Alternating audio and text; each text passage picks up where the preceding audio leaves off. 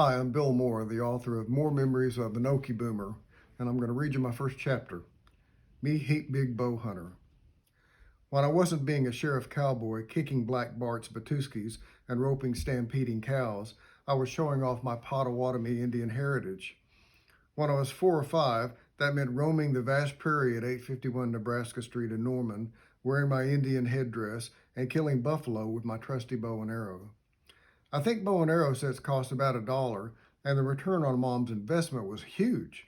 When she gave me a new set, I'd disappear for hours, days even. I would silently stalk the bison, played by my neighbor's poor collie, and occasionally break into a war dance if I saw a paleface like my best friend Steve, who needed to have an arrow shot deep into his chest. Most of my bow and arrow sets came from the general stores in Indian Territory, TGY, Safeway, and Ewell's. They usually came stapled to a big piece of flimsy cardboard that was covered with bullseye targets, as if any self-respecting little Indian like me was going to use them when there were dogs and birds and Steve to shoot at. I was not a natural at archery, even though my people were full-blooded Indian 3 generations ago, Potawatomi and Sac and Fox. A lot of root beer floats over the years must have washed away my innate bow hunting skills. So before launching any war parties or heap big buffalo hunts, I had to practice a lot. That required a slobbery tongue and the back storm door. If Mom wasn't around, I'd stand by the kitchen table, lick the rubber suction cups on the tip of my arrows, which tasted terrible, and shoot them all in a matter of seconds. Zot, zot, zot.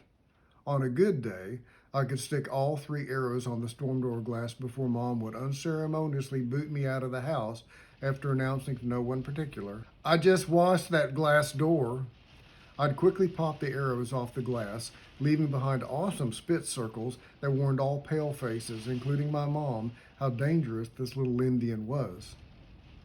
If Steve and I were playing cowboys and Indians, he had to pay the price for being twice as big as me and a paleface. I could hide behind a tree or the clothesline pole and be totally safe. If he tried that, I could still pick off the half of him that was exposed. That wasn't too bad a thing when the rubber tips were attached.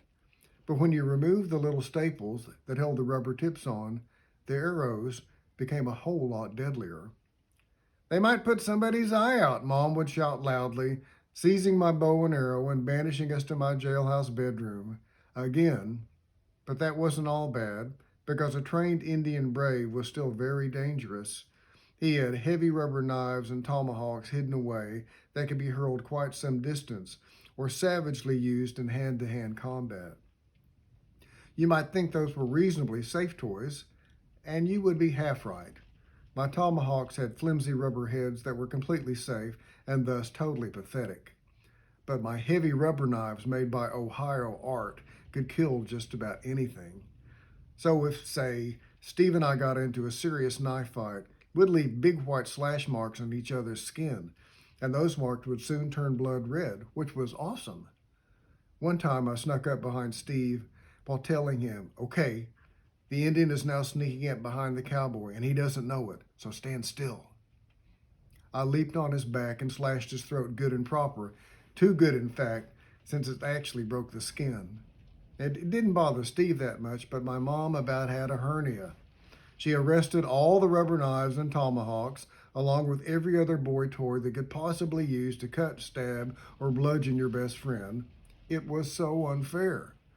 Some days later, when we were serving yet another unjust prison sentence, we were drawing cowboys and Indians and monsters and cows, the only animal that I could sort of draw. I was sharpening a colored pencil in the heavy metal sharpener that Dad had carefully secured to a stud in the hall wall, when a huge light bulb went on over my head. This was my Einstein-like thought process.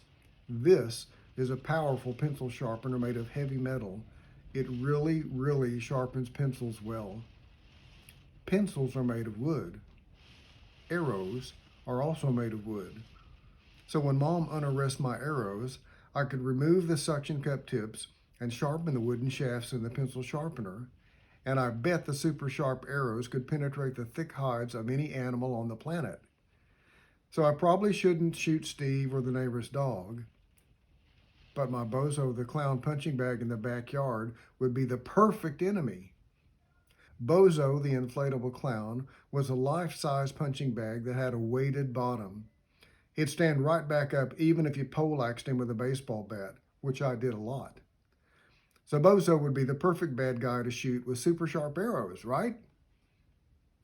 Although it's hard to believe, I hadn't completely thought through the Bozo idea. The sharpened arrow attack was enormously fun for Steve and me, but it left Bozo feeling quite deflated. He couldn't stand back up for the first time ever, and I couldn't sit down for a week. Turns out, Bozo was a very expensive clown. Hope you enjoy the book.